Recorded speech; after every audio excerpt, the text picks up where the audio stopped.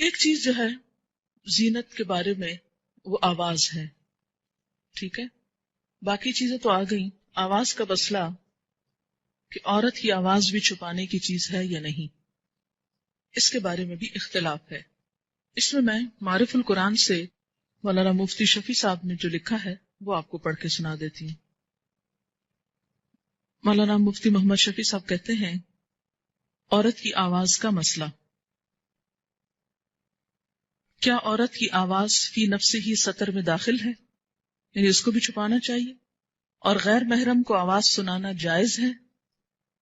یعنی عورت کا کسی مرد سے بات کرنا یا عورت کی آواز سننا، یہ آپ نے عام طور پر ہی بحث سنی ہوگی. لکھتے ہیں کہ اس معاملے میں حضرات ائمہ کا اختلاف ہے. امام شافعی کی کتب میں عورت کی آواز کو سطر میں داخل نہیں کیا گیا. حنفیہ کے نزدیک بھی مختلف اقوال ہیں. ابن حمام نے نوازل کی روایت کی بنا پر سطر میں داخل قرار دیا ہے، اسی لیے حنفیہ کے نزدیک عورت کی اذان مکروہ ہے. لیکن حدیث سے ثابت ہے کہ ازواج مطہرات نزول حجاب کے بعد بھی پس پردہ غیر محارم سے بات کرتی تھیں.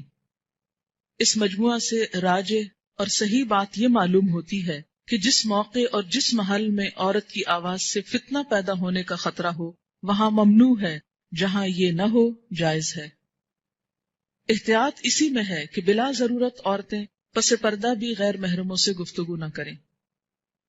اور یہ بہت معتدل رائے انہوں نے لکھی ہے، اور میں نے ان کی اس لیے پڑھ کے سنائی ہے کہ عام طور پر جب جیسے کیسٹ ریکارڈنگ اور اس کو سنوانے کا مسئلہ آتا ہے تو آپ نے دیکھا ہوگا کہ مذہبی طبقے میں اس کے بارے میں بہت ریئیکشن ہے، عورت کی آواز کیوں ریکارڈ کی جا رہی ہے، کیوں سنائی جاتی ہے. اور خصوصاً حنفی مذہب کو فالو کرنے والوں کی طرف سے اس کے بارے میں عام طور پر ریئیکشن آتا ہے. تو میں نے اسی لیے اس تفسیر کا حوالہ آپ کو دیا ہے، اور اس میں انہوں نے دونوں باتیں لکھ دی ہیں کہ جہاں فتنہ ہو، اور فتنہ عموماً کس آواز پر ہوتا ہے، جیسے گایا گیا ہو نا، کچھ گانا گایا جا رہا ہے یا ایسے الفاظ بولے جا رہے ہیں کہ جس میں دوسرے کو اپنی طرف مائل کیا جا رہا ہے، یعنی اپنی ذات کی طرف. قرآن پاک میں سورۃ الاحزاب میں ازواج مطہرات کو جو تلقین کی گئی وہ یہ تھی، آیت نمبر ہے 32، سورۃ الاحزاب 22 سے پارہ شروع ہو رہا ہے. یا نساء النبی، اے نبی کی بیویوں، لستن نہیں ہو تم، کاحد من النساء، کسی ایک کی طرح بھی عورتوں میں سے، یعنی تمہارا مقام عام عورتوں سے بہت بلند ہے. ان اتقیتن، اگر تم نے تقوی اختیار کیا تو اس تقوی کا تقاضا کیا ہے؟ فلا تخضعن بالقول، کہ تم نہ خضوع یعنی نہ نرمی سے بات کرو. فیطمع الذی، یعنی جب کسی مرد سے تمہاری بات ہو رہی ہو تو ایسی دبی آواز میں بات نہ کرو کہ جس سے یہ نتیجہ نکلے کیا؟ فیطمع الذی فی قلبہ مرض، کہ طمع رکھ بیٹھے وہ شخص جس کے دل میں کوئی بیماری ہے. یعنی جو نیت کا خراب شخص ہے یا دل کا خراب شخص ہے وہ تم سے بات کر کے تم سے کوئی غلط توقع رکھ بیٹھے.